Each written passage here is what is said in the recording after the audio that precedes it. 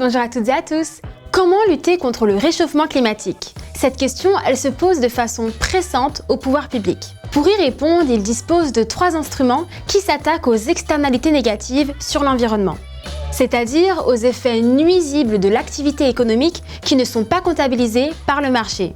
Dans cette vidéo, nous allons donc découvrir ces instruments. Allez, c'est parti! Le premier instrument, c'est la réglementation. Les autorités publiques ont le pouvoir de fixer des règles pour obliger les agents économiques à tenir compte de l'environnement, sous peine d'amende. Un exemple, aujourd'hui les entreprises ont l'obligation de faire recycler leurs déchets.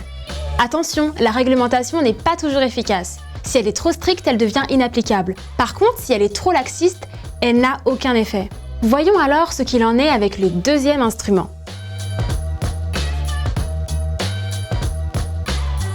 Avec la taxation et les subventions, les pouvoirs publics déterminent un prix pour chaque externalité afin d'inciter les agents à les intégrer dans leurs décisions.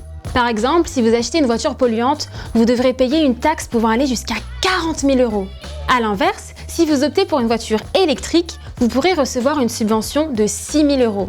Sur ce graphique, on voit que ces mesures ont un effet positif, puisque leur mise en place a provoqué une baisse sensible des émissions de CO2 des voitures neuves.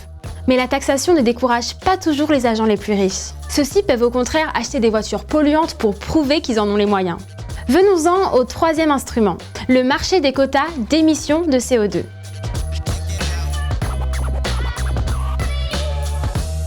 Voici comment cela fonctionne. Chaque entreprise dispose d'un plafond maximum de droits de pollution mesuré en tonnes de CO2. Les entreprises qui manquent de droits de pollution en achètent sur le marché auprès des entreprises qui en ont trop. Le prix est fixé par la loi de l'offre et de la demande.